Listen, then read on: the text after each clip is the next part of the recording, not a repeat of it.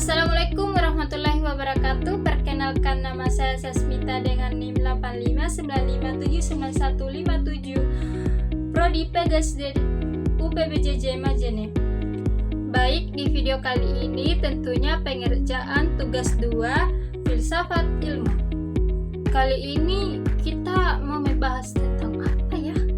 Yang pertama, kita akan membahas tentang bagaimana filsafat ilmu mengawasi dan memperkuat eksistensi, keilmiahan, dan nilai-nilai dalam ilmu pendidikan.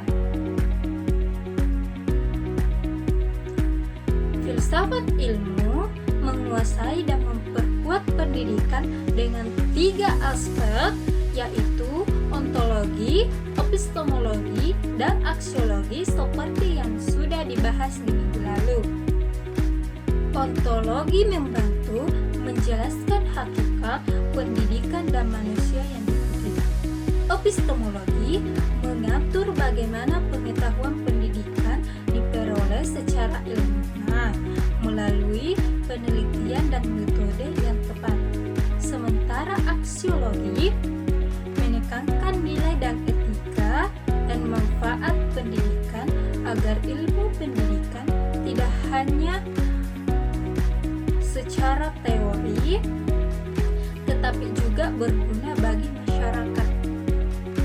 Yang kedua, kita akan membahas tentang pendidikan yang bermakna dan bernilai, turut memperkuat perkembangan filsafat ilmu. Pendidikan yang bermakna dan bernilai dapat memperkuat perkembangan filsafat ilmu karena pendidikan mendorong manusia untuk berpikir kritis, logis, dan reflektif.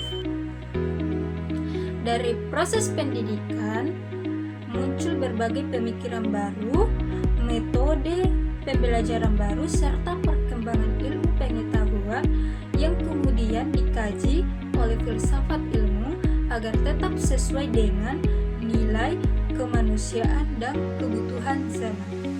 Yang ketiga, kita akan membahas mengapa filsafat ilmu disebut pisau analisis dalam membeda persoalan-persoalan pendidikan.